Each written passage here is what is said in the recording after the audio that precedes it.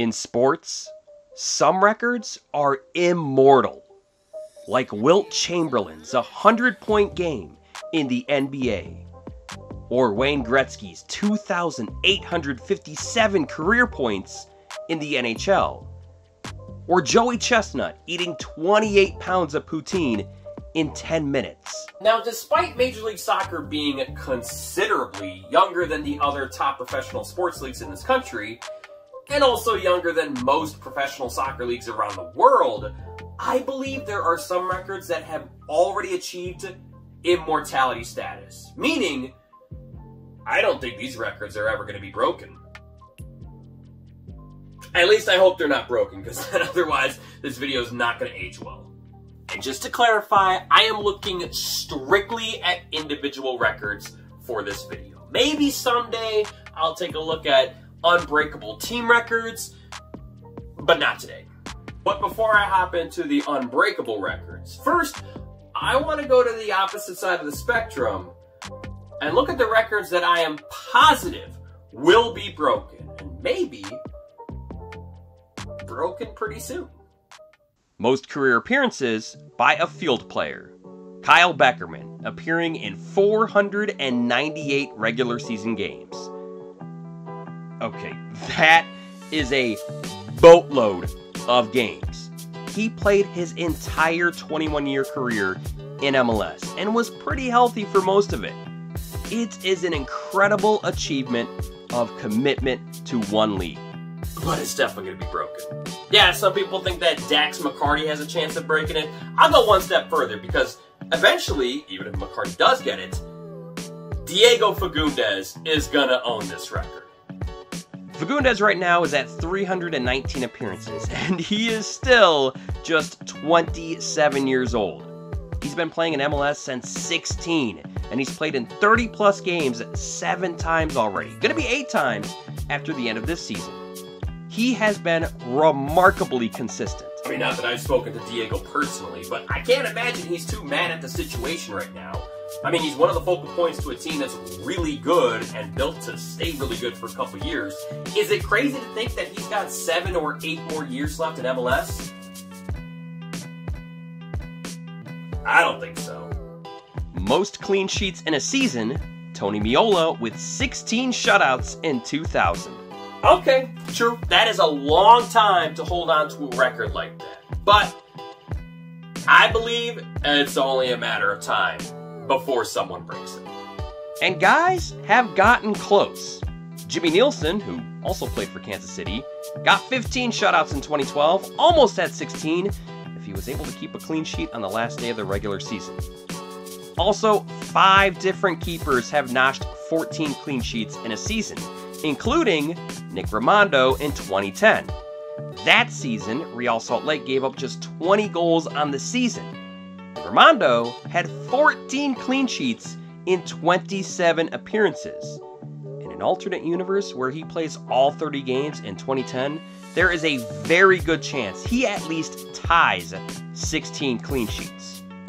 And oh, by the way, in 2010 they played 30 matches, in 2000 they played 32 matches, and in today's MLS they played 34 matches. So if you get a team with a really strong backline like RSL 2010, and you have a keeper who's on his game, who plays all 34 games, yeah, someone's eventually going to get 17 shutouts in a season. And now, our feature presentation. Alright, the most unbreakable records in all of MLS. In no particular order, except, you know I had to save the best for last. Alright, let's do it. Most goals in a single MLS match.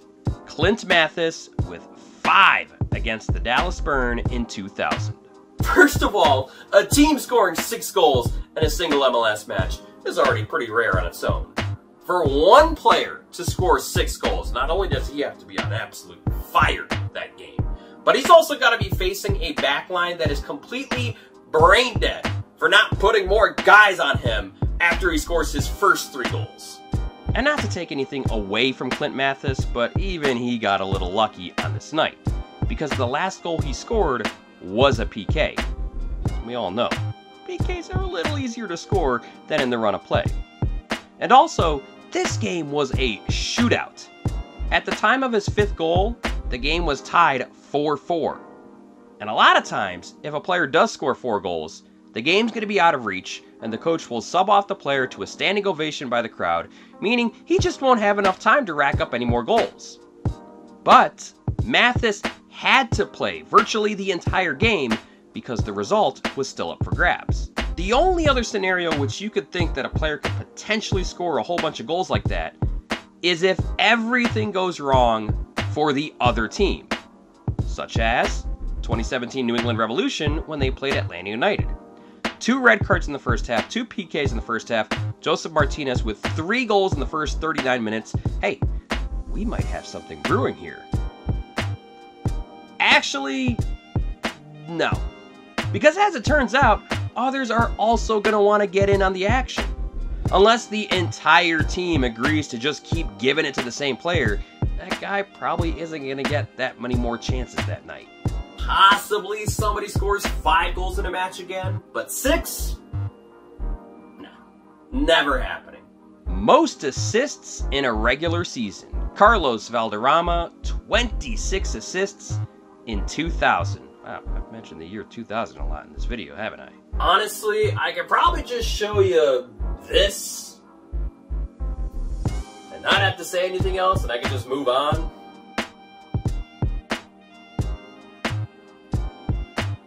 Well, maybe I should do that. Would make this video a lot shorter. I mean, wouldn't have to edit as much. Yeah, 2nd most assists in an MLS season, both Sasha Kleshton in 2016 and Maxi Morales in 2019, notching 20 assists. Meaning Valderrama has 6 more assists on 2nd place. That's like half of a best 11 season. Carlos Valderrama was the original superstar in MLS. He was the first guy that people really knew before he came into the league. And it wasn't just because of the hair. Dude was a baller. And in the early days, it was a different era. In today's MLS, teams might have multiple stars, but in 2000, he was one of a handful of the entire league. The entire offensive scheme ran through Valderrama, and when you got Big Mama Mamadou Diallo, who also scored 26 in 2000, punching them in, yeah, that helps too. In 2000, the average number of goals scored in an MLS match was 3.2. Today, in 2022, the average number of goals scored in an MLS match is 2.9.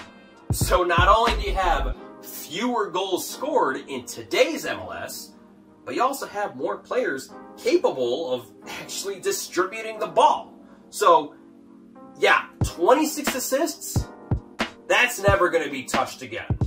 Fastest red card in MLS history. Joe Nasco of the Colorado Rapids against the LA Galaxy in 2014, 34 seconds. Okay, I know, I probably could have also said fastest goal in MLS history, which is 7 seconds by Mike Grella. Whew, damn, that's fast. But I could also see someone trying something from the kickoff someday, so I decided to go with fastest red card instead. 3rd string keeper Joe Nasco making his 2nd appearance of the season, and Colorado not doing so hot at this point, coming off a 6-game losing streak. But if anything can turn around a season, how about beating the big bad Galaxy? Then... And we're underway. The Rapids' 6 straight losses. Get back in the hunt for a playoff spot. It's Dunham's early cross. A scramble in front of Nasco. Cleared off the line by Mark Birch, but a penalty. And he's going to pull out a red card. Ball gets whipped in, couple of bodies in the way. Ball squirts through behind Nasco, and he responds by grabbing the leg of Alan Gordon. 34 seconds into the match. Honestly, if you look at the clock, it kind of happened at like 32 seconds. But 34 seconds is when Baldomero Toledo blew his whistle. Straight red card. And if you're wondering if the Rapids managed to win with the first minute red card, yeah, not quite.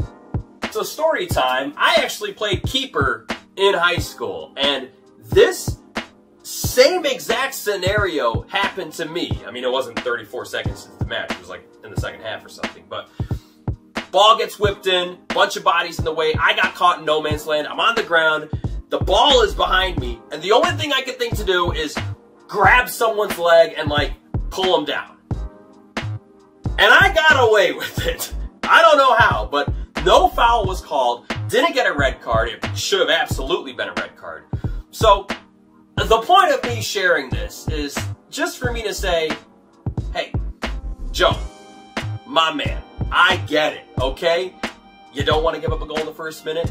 You panic. Instinct takes over. I'm just sorry that I got away with it, and you had to get the fastest red card in MLS history. I mean, the only way I see this record being broken is if a field player says, screw it, I don't care about my team's result, I'm going headhunting. And then once the opening whistle sounds, this guy just sprints straight at his enemy and gives a two-footed lunge at his knees. But since Steven Lenhart isn't in the league anymore, I don't see anyone that's that hated, so I'm not sure anyone's willing to do that. Most amount of teams scored for. Okay, I know that's kind of wordy. I wasn't sure how else to phrase it. But anyways, Kai Kamara scoring with 9 different teams. I could have just said most teams played for, but I'm giving him some extra credit here because he has scored for every team he has played for, and I think that's at least worth mentioning. Listen, I am not trying to be a hater here. I got mad respect for Kai Kamara. I mean, he's number 3 on the all-time MLS goal-scoring list. Like, you don't get there by accident. No, the reality is that he is the holder of this record purely because of circumstance. And I don't see this same circumstance playing out again in MLS. Now, if we look at his career, he was a bit of a journeyman in the beginning, and he had a hard time carving out a starting role on a team. He started out on the Crew, then bounced to the Earthquakes, then the Dynamo, and eventually SKC, where he finally found his groove. He goes from scoring 1 or 2 goals a season to 10 goals a season, and in fact he does so good, he earns himself a loan to Norwich City of the EPL. He comes back to MLS a few years later, back to the Columbus Crew, where he's at his best. Becomes joint top scorer in 2015 with 22 goals, he's an MVP finalist, and leads his team to an MLS Cup appearance. You start thinking, okay, now he's going to stay here a while. But then, the next season, this incident happened with Federico Higuain, where they argued about who gets to take a penalty kick. And Kamara was traded 5 days later to the New England Revolution. Seriously? Over a PK? Goes to the Whitecaps, then the Rapids, then Minnesota United, then Finland for a year, and then at age 37 makes his return back to MLS, now with CF Montreal, where he's doing pretty damn alright. Already has 5 goals and 5 assists on the season. No other player has scored for more than 6 MLS teams. Kai Kamara is at 9, and who knows if Montreal is going to be his last stop. And the most unbreakable record in MLS history, most saves in a season plus playoffs, Mark Dodd in 1997 with 191 saves. Let me just go ahead and read off the save leaders from the last 5 years of the regular season and playoffs. 2021, Brad Stuver, 136. 2020, we could skip that year because it was a pandemic-shortened season. 2019, Dave Bingham, 142 saves. 2018, Evan Bush, 135. 2017, Joe Bendick and Zach Steffen, both with 118. And 2016, Brian Rowe, 120. No one is coming even remotely close to that number of 191. What the hell happened in 1997? They didn't even give Goalkeeper of the Year to Mark Dodd. Instead, they gave it to Brad Friedel. I guess the reason is because along with having the most saves in the league, Mark Dodd also gave up the most goals in the league. In fact, he only had 3 clean sheets all season. Yeah, A guy that had 183 saves only had 3 clean sheets during the season. Yo! Backline! Can we get some support here? I mean, man, it's a cool record to hold, but honestly, I just feel bad for him, considering how busy he was every game. Like, seriously, he had no nights off. Mark Dodd had 183 saves just during the regular season. And a lot of teams don't even get off 183 shots on target during the course of a whole season. And I've done the math. It's averaging like 6 saves a game, which, okay, that might not sound like a lot, but remember, that's not counting all the collected crosses, coming out to snuff a ball. Like, no, these are 6 legit shots he's saving a game. Now, here's the thing. One man actually got really close to this record. Scott Garlick in 2000 actually finished up with 190 saves after the regular season and playoffs. And you would think that if someone is that close, that someone will eventually break this record, right? No. As I've stated before, it's a different era now, and keepers just aren't as busy as they used to be in this league. It's like the assist record, just way more absurd. I mean, even if a keeper plays all 34 games and every game in the playoffs, it's not happening. He's not even coming close to 191 saves. This record is untouchable. I think I'll conclude with this. In the ultimate twist of irony in this league, Mark Dodd, the man who holds the record for most saves in a season, also holds the record for most goals allowed in a single game, when his Dallas Burn gave up 8 to the LA Galaxy in 1998. But you won't hear me blaming him for that one. Alright, those are my unbreakable records in MLS. Now, what do you think? Do you disagree with any of my choices? Are there any records that I forgot? I'd love to hear what you have to say. Please subscribe for more MLS content. Thank you for watching. An extra thank you to my patrons for helping continue to support me and my dream. Let me know what you want to see a video on in the future. Verteidiger den Fluss.